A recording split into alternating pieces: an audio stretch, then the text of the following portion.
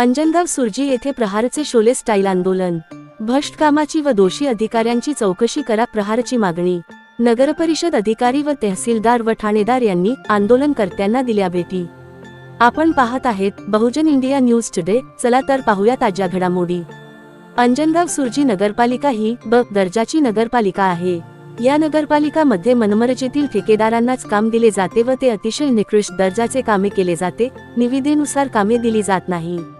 वारंवार जवळच्या ठेकेदारांनाच कामे का मिळतात, हा मोठा प्रश्न निर्माण झाला आहे। स्वच्छता अभियानानुसार घनकचराचे बिल निघते, ते जवळच्या ठेकेदारांनाच काम मिळते, हे कसे काय? प्रहार संघटनेने वारंवार विनंती अर्ज केले, परंतु संबंधित ठेकेदार व भ्रष्ट व दोषी अधिकाऱ्यांची चौकशी का झाली नाही? यासाठी आज मे 30 रोजी प्रहार संघटनेचे जिल्हा उपाध्यक्ष शंभू मालठाणे यांच्या नेतृत्वाखाली शोले स्टाईल अंजनगाव सुर्जी येथील MIDC परिसरातील पाण्याच्या टाकीवर शोले स्टाईल आंदोलन सुरू केले आहे। यावेळी तहसीलदार पुष्पा सोळंके व ठाणेदार चव्हाण साहेब व नगरपरिषदचे उपमुख्याधिकारी त्रिपुरारी साहेब, प्रशासकीय अधिकारी उमक साहेब यांनी आंदोलन भेटी दिल्या, परंतु आंदोलनकारी आपल्या भूमिकेवर ठाम असून आंदोलन सुरू आहे। जोपर्यंत दोषी विरोधात कारवाई होत नाही तोपर्यंत आंदोलन सुरू राहील, असा इशारा आंदोलनकर्त्यांनी दिला आहे।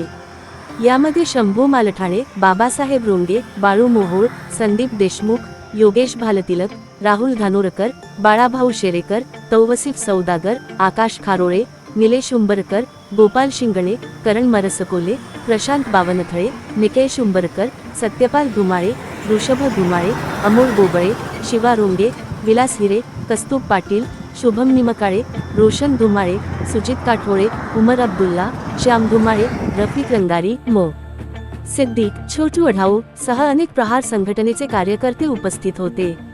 बहुजन इंडिया न्यूज टुडे साठी अंजनगाव सुर्जीवरून मनोज मेळे। आपल्या नगरपरिषद अंजनगाव सुर्जीमध्ये डोलारकर म्हणून नवीन शिव आहे। त्यांनी तरी 1-1.5 वर्ष 2 वर्ष झाले। याआधी बरेचसे शिव होऊन गेले। सर्वांचा जो कारोबार आहे अतिशय चांगला होता।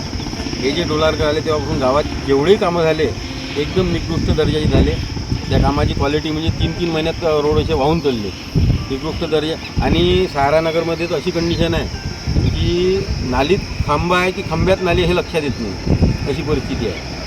आणि आम्ही हे सगळं निवेदन घेऊन जेव्हा भेटीसाठी गेलो होतो तर आमच्याशी त्यांची वागणूक एकदम असभ्यपणाची होती आणि त्यानंतर ते उठून रिपोर्ट द्यायसाठी गेले होते, पण गजूभाऊने मध्यस्थी करून ते निपटवलं। त्यानंतर मग आम्ही गावातली पूर्ण त्यांच्या कामाची पाहणी केली असता कामं एकदम बोगस दर्जाचे केलेलं आहे। त्यातल्या त्यात घनकचरा व्यवस्थापनासाठी अंजनगावच्या बाहेर व्यवस्था केलेली आहे, परंतु नवीन डेपोच्या मागे मोठा गड्डा होता। त्या गड्ड्यात तो गड्डा बुजवण्यासाठी माती, गिट्टी अशा प्रकारचं मटेरियल टाकून तो गड्डा बुजवणे हे अनिवार्य होतं। यांनी यांच्या शक्तीचा गैरवापर करून अधिकाराचा तो गड्डा गावातला घनकचरा आणून तिथं टाकला।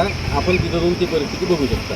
त्यामुळं आजूबाजू हॉटेल व्यावसायिक आहे, ग्रामीण भागातून येणारे लोक आहे, शहरातले लोक आहे, तिथं त्यांचं खानपान चालते, त्यामुळं सर्व लोकांचं आरोग्य धोक्यात येण्याची शक्यता आहे। आपण किती कार्यकर्ते बसलेले आहेत? आम्ही तर एकंदरीत 20 कार्यकर्ते बसलो। आतापर्यंत कोणी प्रशासकीय अधिकारी कोण आला होता? तहसीलदार मॅडम आल्या, ठाणेदार साहेब आले, नगरपरिषदचे कर्मचारी आले, पण त्यांनी जे आम्हाला पत्र वगैरे दिले त्यात आमचं समाधान झालं नाही।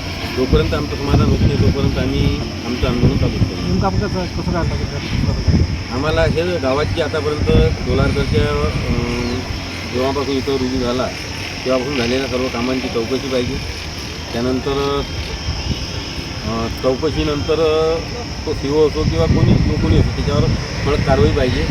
आणि हे जे चुकीच्या पद्धतीनं काम चालू आहे नवीन डेपो जो कचरा आणून टाकला तर याबाबत आणि ठेकेदारावर त्यांनी अन्याय केलेला आहे। आपलं म्हणणं होतं की एका ठेकेदाराला वारंवार काम दिलं जातं, टेंडरप्रमाणे काम दिलं जातं, त्याच्याबद्दल काय म्हणणं?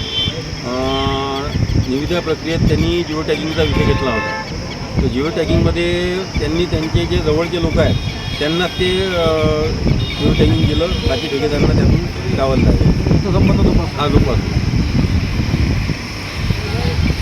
या ठिकाणी माझ्यासोबत होते शंभू मालठाणे, ते प्रहारचे कार्यकर्ते, जिल्हा उपाध्यक्ष आहेत आणि अनेक कार्यकर्ते या ठिकाणी पाण्याच्या टाकीवर चढलेले आहेत। त्यांचं आंदोलन शोले आंदोलन चालू आहे। जोपर्यंत आमच्या मागण्या पूर्ण होत नाही तोपर्यंत आम्ही आंदोलन चालू ठेवू। मागण्याचं लेटर पाहिजे आणि कडक कारवाई मुख्याधिकारी पाहिजे, तेव्हाच आम्ही आंदोलन सोडू, असं या ठिकाणी प्रहारच्या कार्यकर्त्यांना इशारा दिलेला आहे। मनोज मेळे, बहुजन न्यूज टुडेसाठी अमरावती।